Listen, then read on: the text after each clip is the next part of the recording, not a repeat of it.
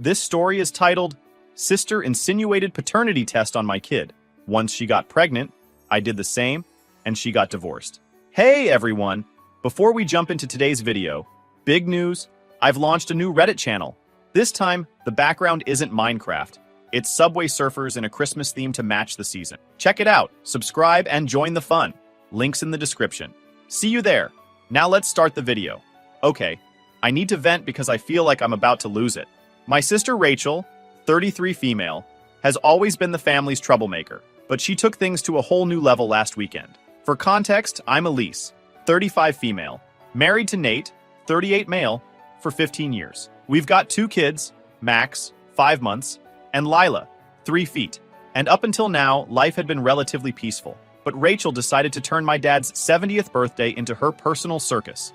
To give you a little backstory on Rachel, she's the type of person who can't stand not being the center of attention. Like, if someone else is in the spotlight, she'll do whatever it takes to shift it back to her. Growing up, she was always the loud one, the dramatic one, the funny one, except her humor usually came at someone else's expense. And somehow, she's managed to carry that energy into adulthood. So, Dad's birthday was supposed to be this big, happy celebration. Mom and I had been planning it for weeks, getting the food, decorations, and guest list just right. Rachel? She didn't help with a single thing. She didn't even RSVP until the night before. Typical. The day of the party started off great. We had a mix of family and close friends there, and everyone was in a good mood. Max, my little chatterbox, was running around telling anyone who would listen about his latest science project. He's obsessed with volcanoes right now and spent like an hour explaining how he made a lava explosion at school. Even Dad, who usually isn't one for long conversations with kids, was totally entertained.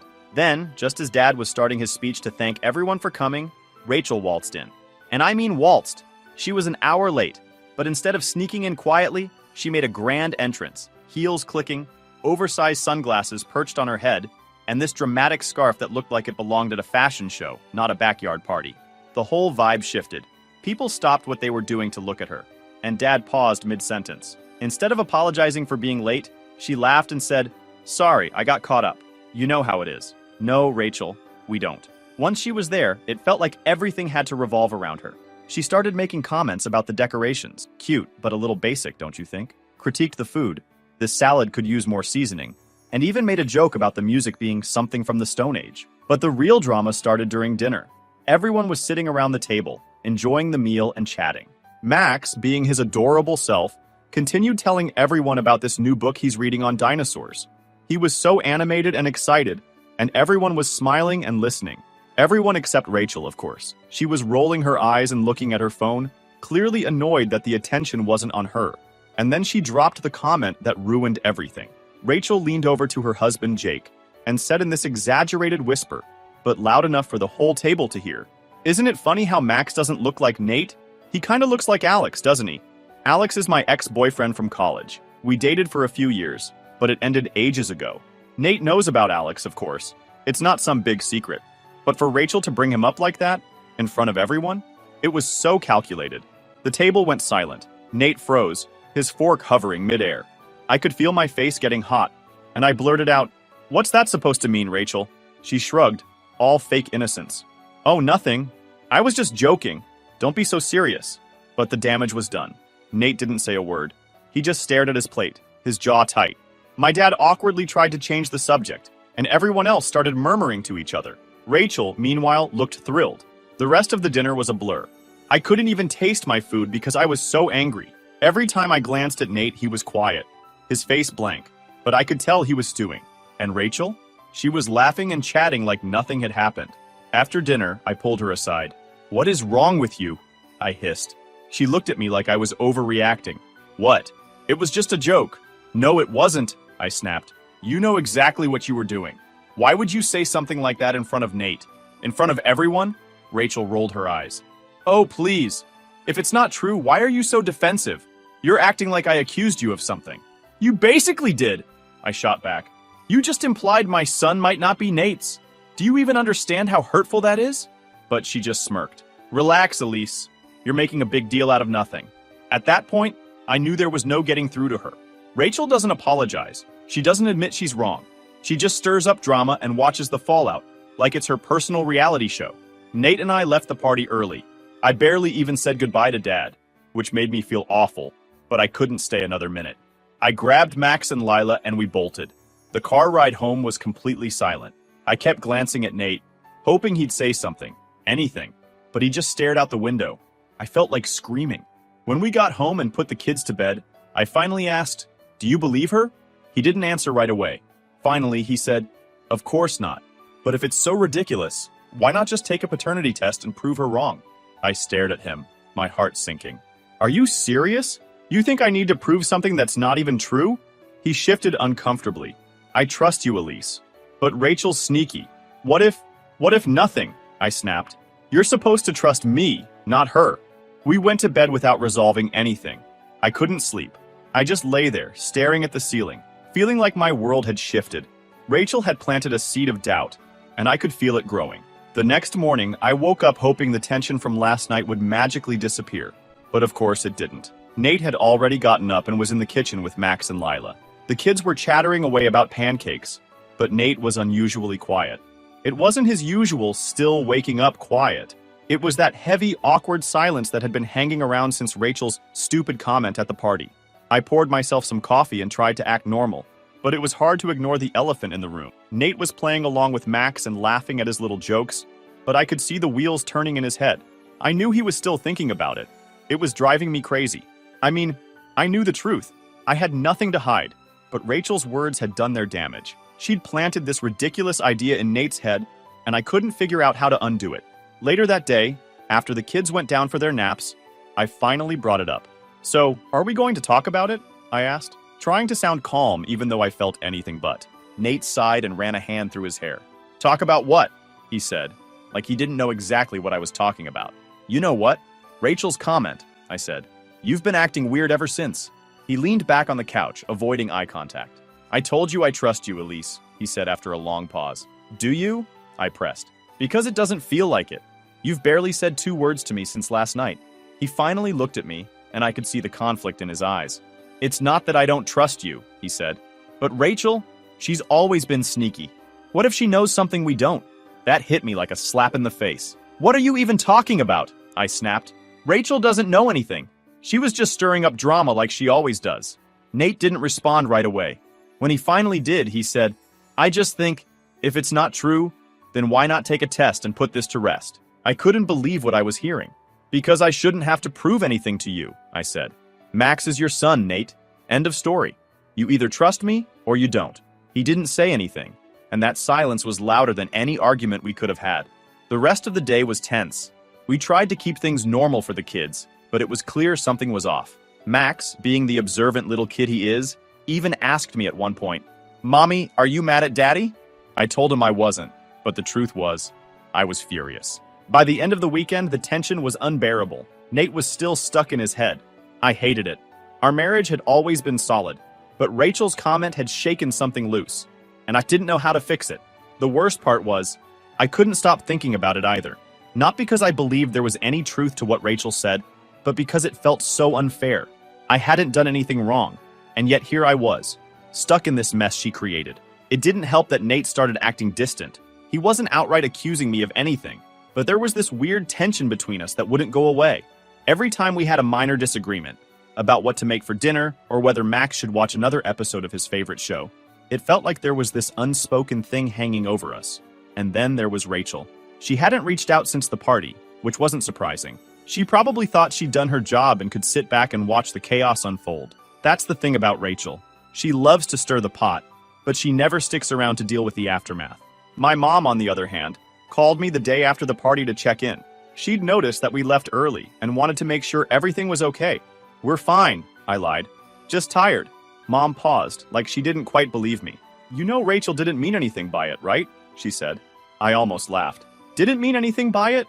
Mom, she basically implied that Max isn't Nate's kid in front of the entire family." Mom sighed. "She was just joking, Ali. You know how Rachel is. She doesn't think before she speaks."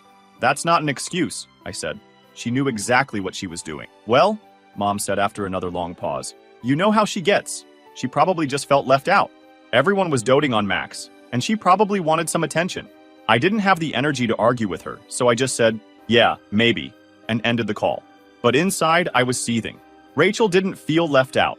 She wasn't some innocent kid acting out for attention. She was a grown woman who deliberately tried to mess with my family, and she'd succeeded. The days that followed were tough. Nate and I weren't fighting outright, but there was this undercurrent of tension in everything we did. Every time I looked at him, I could tell he was still thinking about Rachel's comment, even if he wouldn't admit it. By the end of the week, I was at my breaking point. Something had to give, but I didn't know what. All I knew was that Rachel had planted a seed of doubt, and it was growing like a weed, threatening to choke everything Nate and I had built. I don't even know where to start with this part because honestly, it still feels surreal. I never thought my marriage would come to this. The idea of taking a paternity test for Max, my son, our son, felt like such a slap in the face. But the tension at home was getting worse, and I didn't know what else to do. Nate wasn't outright accusing me of anything, but his behavior said it all. He started being distant, like emotionally checking out, and I hated it. It's not like he was cold or mean. He was still helping with the kids, still doing his usual routine, but there was this wall between us that I couldn't break down. And every time I tried to talk to him about it, it just made things worse. I told you I trust you, he kept saying, but actions speak louder than words, and his actions screamed the opposite. I caught him staring at Max more than usual, like he was looking for some proof in his face. At one point, I found him flipping through old photo albums, looking at pictures from when Max was a baby.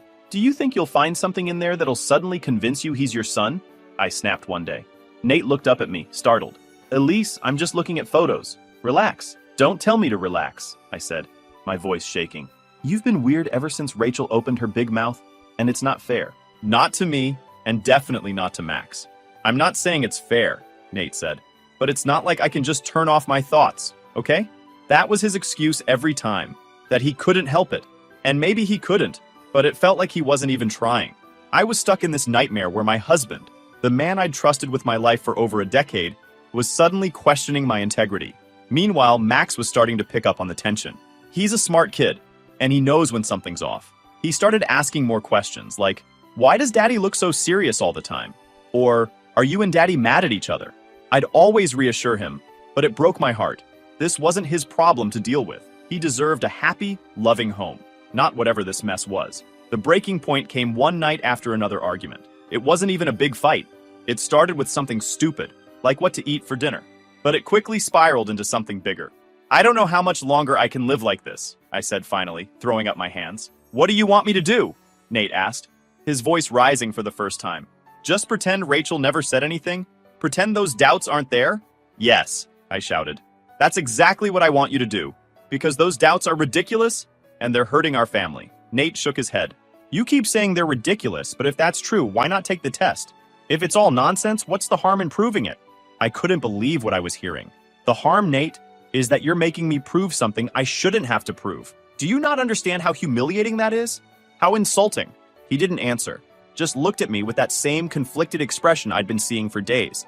And that's when I realized he wasn't going to let this go. No matter how much I argued, no matter how many times I told him he was wrong, he wouldn't be satisfied until he had proof. The next morning, I made the decision. It wasn't about Nate anymore. It was about Max. I couldn't let this tension fester any longer. Not when it was starting to affect our kids. If taking the stupid test would bring peace back to our home, then fine. I'd do it. When I told Nate, he seemed relieved, which honestly hurt more than anything. He didn't apologize, didn't say he'd changed his mind. He just nodded and said, I think it's for the best. For the best. Yeah, sure. The process itself was straightforward. We went to a clinic where they swabbed Max's cheek, then Nate's, then mine. Max thought it was some kind of fun science experiment, which made me feel even worse. He had no idea what was really going on, and I prayed he'd never find out. The wait for the results was excruciating. It was only a few days, but it felt like an eternity. Every time I looked at Nate, I felt this wave of anger and sadness. How did we get here? How did my marriage, my family, come to this point? When the results finally came in, I was the one who opened the envelope. Nate sat across from me, looking tense, while I unfolded the paper with shaking hands. And there it was, in black and white, a 99.9% match. Max was Nate's son, just like I'd always known. I handed the paper to Nate without a word. He read it, then looked up at me, his face full of guilt. I'm sorry, he said quietly. Sorry, I said, my voice barely above a whisper. You're sorry? I shouldn't have doubted you, he said. I let Rachel get in my head, and I shouldn't have. I wanted to yell at him, to tell him exactly how much he'd hurt me, but I couldn't. I was too tired. The fight had drained me completely, and all I could do was sit there in silence. Over the next few days, Nate tried to make it up to me. He apologized again and again, saying he'd never let Rachel's words get to him again. But the damage was done. I couldn't look at him the same way. Not yet. Meanwhile, my mom called to check in, and I told her about the test. Her response? Well, at least now Nate knows the truth. The truth, I snapped. The truth hasn't changed, Mom. It was always the truth. The test didn't prove anything I didn't already know. Mom tried to backpedal, but it didn't matter. She didn't get it. No one did, except maybe me. Rachel had done what she set out to do. She'd planted doubt in Nate's mind, and that doubt had nearly torn us apart. And Rachel? She still hadn't reached out. Not a single call, not a single text, nothing. I thought about confronting her, about telling her exactly how much damage she'd caused, but what was the point? Rachel doesn't care about anyone but herself. She'd probably just laugh it off and say it was just a joke, but it wasn't a joke. Not to me, and not to Nate. I was still stewing over everything that happened with the paternity test when I decided I couldn't just let Rachel walk away from this unscathed. She'd almost destroyed my marriage and our family's peace with her disgusting joke, and the fact that she hadn't even reached out to apologize made it clear she didn't care. So I did what any reasonable, slightly petty person would do. I started digging. I wasn't even sure what I was looking for at first. I just wanted to find something, anything, that would show the world Rachel wasn't as perfect as she liked to pretend. Rachel has always been the kind of person who loves social media. Her Instagram is filled with perfectly curated photos of her life. Fancy brunches, vacations, gym selfies, the works. But as I scrolled through her feed, something struck me as odd. For someone who spends so much time showing off, there were barely any photos of her and her husband, Jake. Curious, I checked out Jake's profile too. It was sparse, which wasn't surprising since he's more of a low-key guy. But even there, something felt off. He hadn't posted anything about Rachel or their life together in months. It was like they were living completely separate lives online. That's when I started to think, if Rachel was hiding something, it wouldn't be on her public Instagram. She's not stupid. She knows how to keep up appearances. I decided to look further. I created a fake Facebook account. Nothing too obvious, just enough to fly under the radar, and started poking around. Rachel had 2 Facebook profiles, which I found interesting. One was her main account, which she barely used anymore. The other was an older account she'd apparently abandoned. I sent a friend request to her older account and was shocked when she accepted it within a few hours. That's when things started to get interesting. The group she was in were the first red flag.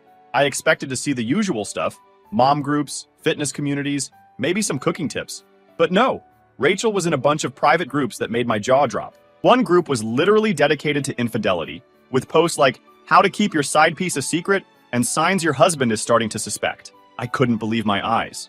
Rachel was actively commenting in these groups, giving advice like, always have a backup story, ladies, and use a different name on dating apps. Trust me, it works. It was sickening. She was out here wrecking her own marriage while nearly destroying mine, and she acted like it was some kind of game. But wait, it gets worse. As I kept scrolling through her Facebook activity, I noticed a name that kept popping up, Brandon. He wasn't in her friend list, but he was in the same groups, and they were interacting a lot. I decided to dig deeper, and sure enough, Rachel was messaging Brandon privately. Rachel wasn't just cheating online. She had an OnlyFans account. I couldn't believe it when I first found it. At first, I thought, this can't be Rachel. There's no way. But as I scrolled through her content, there was no denying it. It was her face, her voice, her everything. She was using a fake name, but it didn't take much detective work to connect the dots. Rachel wasn't just posting risque photos. She was doing full-on explicit content and charging people for private messages and custom videos. And guess who her biggest fan was? Brandon. I was floored. This woman had been pretending to be the perfect wife, stirring up drama in my life, and accusing me of infidelity while running a double life as some kind of OnlyFans star. At this point, I wasn't even sure what to do with all this information. Part of me wanted to send it all to Jake right away, but another part of me hesitated. I didn't want to destroy his world without being sure of my next move. Things got even messier when Rachel announced she was pregnant. She made this big deal about it on Instagram, posting a picture of her ultrasound with the caption, "Our little blessing is on the way." The timing couldn't have been worse. For one thing, Rachel and Jake had been trying for a baby for years, with no luck. She used to complain about it all the time, saying it was unfair, how easily other people got pregnant while she couldn't. So, when she finally announced she was expecting, everyone was thrilled, except me. Because I knew the truth. I'd seen her messages to Brandon. I'd seen the videos, the photos, the comments. I knew Rachel was lying to everyone. pretending this baby was Jake's when there was a very real chance it wasn't. I decided to gather more evidence before making a move. I joined the infidelity groups under my fake account and started interacting with Rachel and Brandon. I pretended to be someone else entirely, asking for advice on how to handle an affair. Rachel was more than happy to help, of course, giving me all kinds of tips on how to avoid getting caught. Through these conversations, I learned even more about her relationship with Brandon. They'd met through OnlyFans, but it had quickly turned into something more. She'd been meeting him in person for months, sneaking off whenever Jake was out of town or busy with work. One message from Brandon stuck out to me. "I can't wait to meet our baby. I hope she looks like you." I felt sick. Rachel wasn't just lying to Jake. She was setting him up to raise a child that wasn't even his. And she was doing it without a shred of guilt. At this point, I knew I had to confront her.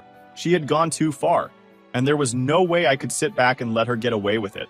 But I also wanted to do it in a way that would make her squirm. She deserved to feel even a fraction of the humiliation she'd caused me. And so, I started planning. When my mom told me she was throwing Rachel a gender reveal party, I almost choked on my coffee. A party for Rachel? After all the crap she pulled? It felt like a slap in the face. But my mom, being my mom, was all about keeping the peace and treating everyone equally. "Elise," she said in her usual calming tone, "we threw a party for you when you were pregnant with Max. It's only fair we do the same for Rachel." "Fair?" I scoffed. "Mom, this isn't about fairness. She's a liar and a troublemaker, and you're rewarding her with a party." Mom sighed. "I know Rachel has her flaws, but she's family. And now that she's pregnant, maybe this will soften her, help her grow up a little." I wanted to scream, "Mom, she's literally living a double life," but I didn't. At that point, I wasn't ready to reveal what I knew. Not yet. Instead, I bit my tongue and said, "Fine, have your party, but don't expect me to pretend everything's okay." "Can you at least come?" Mom asked, sounding tired. I thought about it. On one hand, I didn't want to be anywhere near Rachel. On the other hand, this was the perfect opportunity to confront her. If she could humiliate me in front of the family, why couldn't I return the favor? "Yeah, I'll come," I said. "But don't expect me to keep quiet if she starts her usual nonsense." The party was set for the following weekend, and Rachel, of course, milked it for all it was worth. She posted about it nonstop on social media. "So blessed to have such a supportive family, and can't wait to celebrate our little miracle." It made me want to puke. When the day finally arrived, I put on my game face and headed to my parents' house with Nate and the kids. Nate was still trying to repair things between us after the whole paternity test fiasco, so he was on his best behavior. He even said, "Let's just get through this for your mom's sake," which I appreciated. The party was typical Rachel, over the top and attention-seeking. There were pink and blue decorations everywhere, a huge balloon arch, and even a catered buffet. Rachel was in full princess mode, floating around the room in a flowy dress that screamed, "Look at me!" Jake was there too, smiling and acting excited, but I could tell something was off. He seemed detached, like he was going through the motions. I wondered if he suspected anything, or if Rachel had him completely fooled. As the party went on, I stayed in the background, watching and waiting. Rachel was eating up all the attention, going on and on about baby names and nursery themes. Every time someone asked her a question, she'd answer with this sickly sweet smile, like she was the perfect mom to be. But then came the big moment, the balloon pop. Everyone gathered around as Rachel and Jake stood in the center, holding a big black balloon. When they popped it, pink confetti exploded everywhere. "It's a girl!" Rachel squealed, clapping her hands like a child. Everyone cheered and clapped, and for a moment, I almost felt bad for what I was about to do. Almost. After the excitement died down and people started mingling again, I saw my chance. Rachel was chatting with a group of friends, soaking up their compliments, when I walked over. "So, Rachel," I said loudly enough for the group to hear, "have you told Jake about Brandon yet?" The conversation stopped. Rachel froze, her smile faltering for the first time all day. "What are you talking about?" she said, her voice tight. "You know exactly what I'm talking about," I said, crossing my arms. "Brandon, the guy you've been chatting with on Facebook, the guy who's been paying for your OnlyFans content, the guy who might actually be the father of your baby." The color drained from Rachel's face. "You're insane," she snapped. "You're making this up." "Am I?" I said, pulling out my phone. I'd saved screenshots of her messages with Brandon, her OnlyFans account, and even some of the more incriminating comments she'd left in those cheating groups. I handed my phone to Jake and said, "Take a look." Jake hesitated for a moment, then took the phone. As he scrolled through the screenshots, his expression changed from confusion to shock to anger. Rachel, he said finally, his voice low. What the hell is this? Rachel started stammering, her hands fluttering like she was trying to grab the words out of the air. It's not what it looks like, she said. It looks like you've been lying to me, Jake said, his voice rising. It looks like you've been cheating on me. By now, the entire party had gone silent. Everyone was watching, their faces a mix of curiosity and horror. Rachel, clearly panicking, turned on me. You're such a jealous she spat. You've been obsessed with ruining my life ever since the paternity test. I didn't flinch. No, Rachel, you ruined your own life. I just exposed the truth. Jake threw the phone onto the nearest table, his face red with anger. Is the baby even mine? He demanded.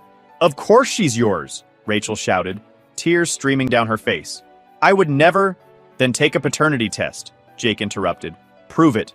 Rachel's mouth opened and closed like a fish. She looked around the room, as if hoping someone would come to her rescue, but no one did. Not even our mom, who stood frozen in the corner, her hand over her mouth. I don't need to prove anything to you, Rachel said finally, her voice shaking. Jake let out a bitter laugh. That's what I thought. He turned and walked out, slamming the door behind him. Rachel collapsed onto a chair, sobbing, while the rest of us stood there in stunned silence.